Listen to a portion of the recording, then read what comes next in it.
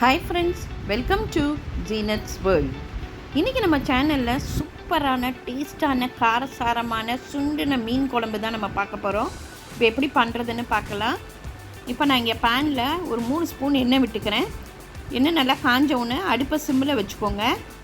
சீரகம் 1 ஸ்பூன் போட்டுக்கலாம்.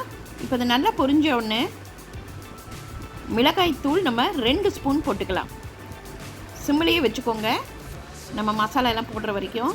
மிளகுத்தூள் 1 ஸ்பூன், மஞ்சத்தூள் 1/2 ஸ்பூன், சீரகத்தூள் 1/2 ஸ்பூன், மல்லித்தூள் 1/2 ஸ்பூன், உப்பு தேவையான அளவு. இப்போ இந்த எண்ணெயிலேயே இந்த மசாலாவை நம்ம நல்லா வதக்கிடலாம். சிம்லேயே வச்சுக்கோங்க, அப்போ தான் கலர் அப்படியே இருக்கும்.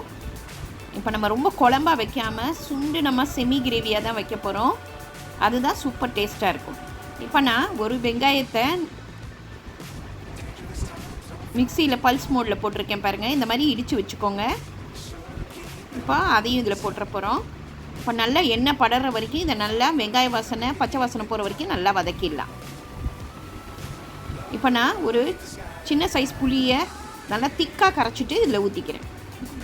ரொம்ப தண்ணி ஊற்றிடக்கூடாது, இது திக்காக தான் இருக்கணும் இந்த மீன் குழம்பு, அதான் ரொம்ப டேஸ்ட்டாக இருக்கும். இப்போ நல்லா கொதிச்சு இந்த பாருங்க மேலே எண்ணெய் படர ஆரம்பித்தோன்னே இஞ்சி பூண்டு பேஸ்ட் 1 ஸ்பூன் போட்டுக்கோங்க.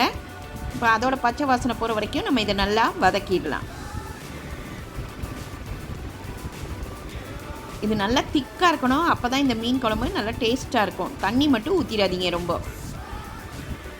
இப்போ நல்லா எண்ணெய் படர ஆரம்பிச்சிருச்சு. இப்போ நான் இங்கே வவ்வால் மீனை மஞ்சத்தூள் உப்பு போட்டு நல்லா பெரட்டி வச்சுருக்கேன். இந்த மாதிரி பீஸ் மீனாக எடுத்துக்கோங்க, அப்போ தான் இந்த குழம்புக்கு நல்லா இருக்கும். இப்போ இதை நம்ம ஒன்று ஒன்றா இதில் போட்டு வேக விட்டுடலாம்.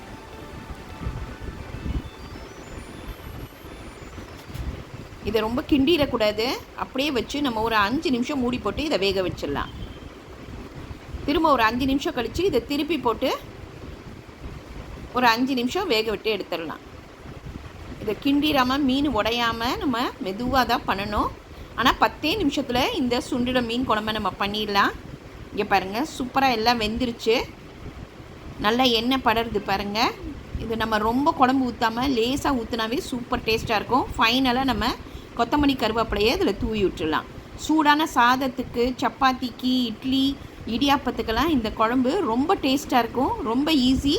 இன்றைக்கே இதை ட்ரை பண்ணி பாருங்கள். லைக் பண்ணுங்கள், ஷேர் பண்ணுங்கள், ப்ளீஸ் சப்ஸ்கிரைப் பண்ணுங்கள். உங்கள் கமெண்ட் எனக்கு அனுப்புங்க. தேங்க்யூ.